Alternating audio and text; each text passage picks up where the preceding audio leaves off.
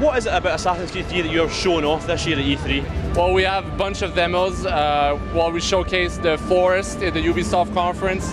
At the Sony conference, we showcased for the first time huge naval battles. And up in the booth, for the first time, we have Boston gameplay, so a lot of different features that we can demo today. So we're very excited. We have a vast range of elements, and on top of that, we also have multiplayer to try out.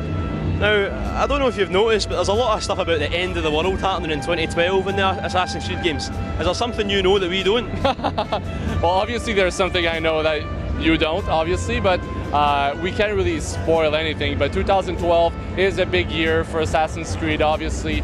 We've been building up to this year, and you'll see more of Desmond this time around, more than ever.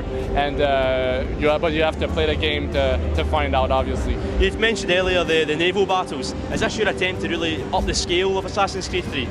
Well, for us, the naval battles were just very natural, because when you think about the American Revolution, it was fought on land, but as well on sea. So, and if you go back to like what Assassin's Creed is all about, you see that the naval battles are fit into the whole, like you're driving your boat, so that's navigation. You're firing off your cannon, that's combat. And imagine like in heavy fog, trying to sneak in an arbor at night, that's stealth.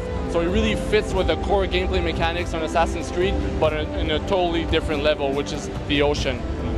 Very early on, we set on the American Revolution. For us, it was just a natural setting for us. It meant a lot of sense. So we didn't explore that many other avenues. We really set on early in the American Revolution.